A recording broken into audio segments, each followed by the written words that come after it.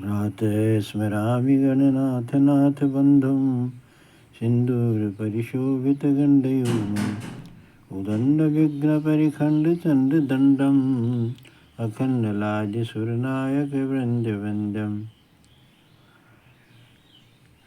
समस्त मेरे बंधुजनों, माता बहनों व बच्चों, पाराशर ज्योतिष और ज्ञान तथा साधना केंद्र में आपका स्वागत है। आज 26 नवंबर 2023, तिथि चतुर्दशी, रविवार।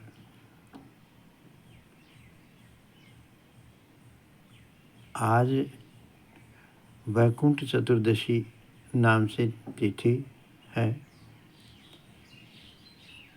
कृष्ण पक्ष की चतुर्दशी नरक चतुर्दशी होती है और शुक्ल पक्ष की चतुर्दशी वैकुंठ चतुर्दशी होती है। कार्तिक मास के स्नान का प्रारंभ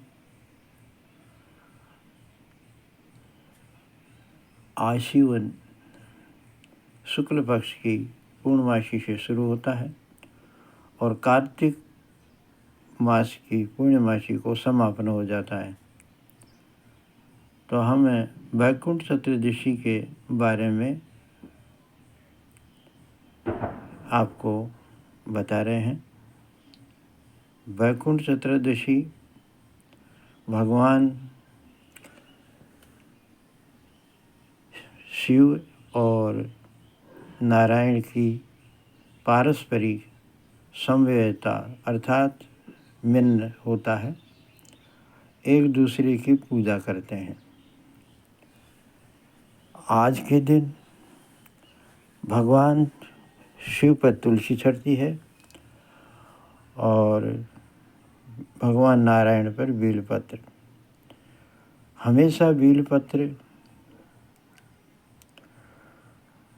भगवान भोलेनाथ पर ही चढ़ते हैं, तुलसी नहीं चढ़ती। पर आज भगवान श्री नारायण के द्वारा पूजा की जाती है भगवान भोलेनाथ की, इसलिए वो तुलसी अर्पण करते हैं और भोले बाबा स्वीकार करते हैं। अब क्यों नहीं चढ़ती, ये तो शंखचूड़ और वृंदा का प्रश्न है, जो कि आपके सामने ज्ञातव्य है। बाकी इसकी व्रत कथा है एक, वह मैं आपको सुनाता हूँ। इस चतुर्दशी के दिन नर्मदा गंडकी नदी के स्नान कर वहाँ पर इससे चतुर्दशी का मेला लगता है। वहाँ पर इसका बड़ा आयोजन रखता है। तो अनेक पुराणों में, कोई वायु पुराण, अग्नि पुराण, स्कंद पुराण आदि पुराणों में अलग अलग नाम करके जो है यहाँ पर वर्णन है। कथा एक ही है लेकिन नाम अलग अलग। एक सुकेतु नाम का राजा वहाँ पर हमेशा इस पर्व को मनाते थे, बड़ा उत्सव मनाते। यज्ञ, हवन, पूजा तथा श्रीमद् भागवत आदि का आयोजन गंडकी नदी के किनारे पर होता। एक दिन एक वैश्य अपने व्यापार के माध्यम से वहाँ पर वस्त्र, चमड़ा, जूते आदि का जो है व्यापारी था। उसने वहाँ मेले में अपनी दुकान लगाई। तो अब कहीं यहाँ पर एक ब्राह्मण का भी आता है और एक बढ़िया का भी आता है, दोनों आता है। तो देखो ब्राह्मण का ही हम प्रसंग रखते हैं। तो एक ब्राह्मण जो है, क्योंकि चमड़ा और ब्राह्मण का व्यापार का काम नहीं, उसका अपने जो है कर्म कांड, पूजा पाठ आदि का, लोक कल्याण का, ये करना कराना, दान देना, दान लेना, इस प्रकार से उनका है। तो परंतु ये अपने काम कर्म से अलग होने के कारण से वो भगवान को मान्य नहीं था। तो इन्होंने एक ये 4 दिन का ये मेला लगता, इसमें इन्होंने और कहीं पर 1 महीने का भी है, 1 महीने का भी मेला लगता। तो वो वहाँ पर बेच कर व्यापार करता, उस व्यापार के माध्यम से। और यहाँ पर सुबह ही रात को 4 बजे से स्नान करके यज्ञ पूजा आदि में ये शामिल होता। रात्रि के प्रोग्राम में भी ये शामिल होकर के अपना कार्य निवृत्त होकर के अब वहाँ उसमें शामिल होता। फिर उसके बाद अपना व्यापार पाता, यहाँ कथा श्रवण करता, भजन आदि जो इसमें शामिल होने के कारण से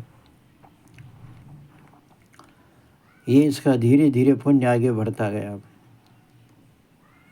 एक दिन नारद जी ने इसका प्रसंग कहा कि प्रभु, आज आप बड़े प्रसन्न और आनंद चित्त है, और ये वैकुंठ चतुर्थी पे आप दूसरे की पूजा करते हैं, भोलेनाथ आपकी करते हैं, आप भोलेनाथ की करते हैं, इसका क्या महात्म।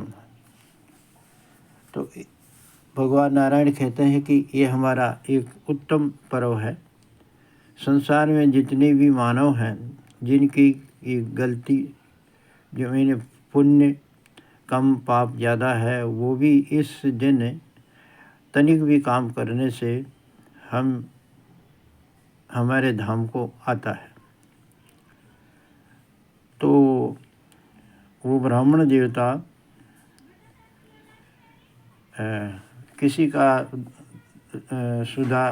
सुधा का नाम करके वो ब्राह्मण था, वो व्यापार करता। तो एक जब इनका समय पूरा हो गया, पूरा होने का था, तो वह आराम कर रहा था, तो एक काला नाग ने उसको डस लिया। डसते ही वह जो है मृत्यु को प्राप्त हो गया। यमलोक से यमराज आए और उनको लेके जाने लगे।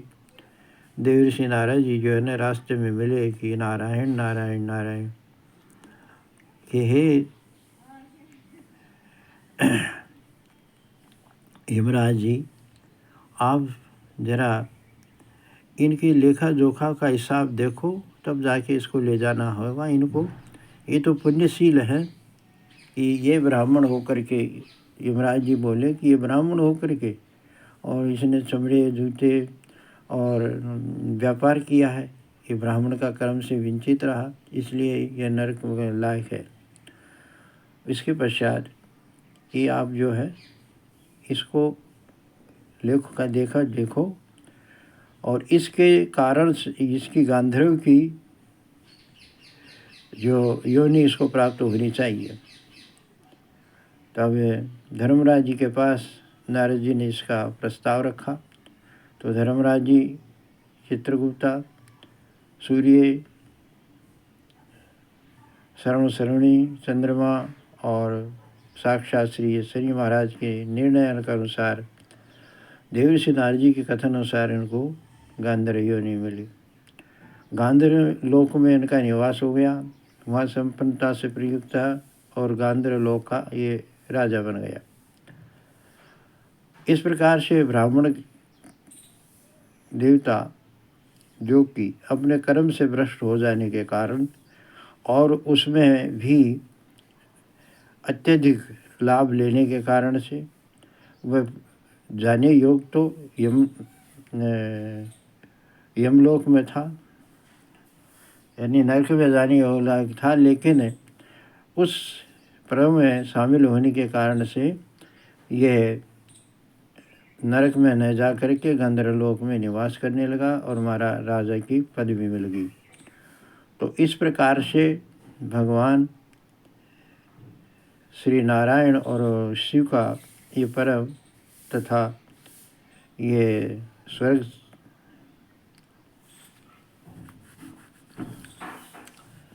वैकुंठ जो चतुर्दशी है, जिसका उस ब्राह्मण देवता को जैसे पापों से मुक्त होकर के गंधर्वलोक की परम राज्य प्राप्त हुआ, इसी प्रकार से आज के दिन जो भी भक्तजन इस पर्व में यानी कि भगवान भोलेनाथ को जल चढ़ा करके तुलसी चढ़ा दें और भगवान विष्णु भगवान को बेलपत्र चढ़ा दे तो वो पुण्य मान्य हो जाता है। तो जितने भी भक्त श्रोतागण हैं इस प्रकार से पूजा में शामिल होते हैं, पूजा करते हैं तथा एक 5 बत्ती का एक दीपक जला करके तेल का और घी का वो अपने दरवाजे के सामने रखें, या एक घी का दीपक और एक तेल का दीपक, ये दोनों जो है जला करके दरवाजे पर रखें। इस प्रकार से रखने से और उसमें जो है चावल यानी अनाज के नीचे रखें और उसमें चावल के दाने डाल दें, एक और दो लौंग डाल दें। इससे ये भगवान प्रसन्न होकर के और उनको अपने धाम को लाते हैं, उनकी सब पापों का क्षय हो जाता है। जिस प्रकार से इस वैकुंठ जी का फल उस ब्राह्मण देवता को मिला, इसी प्रकार से जितने भी भक्त जन हैं ये सबको ही इसका फल प्राप्त हो। बोलो सनातन धर्म की जय, लक्ष्मी नारायण भगवान की जय, उमापति महादेव की जय। ओम शांति।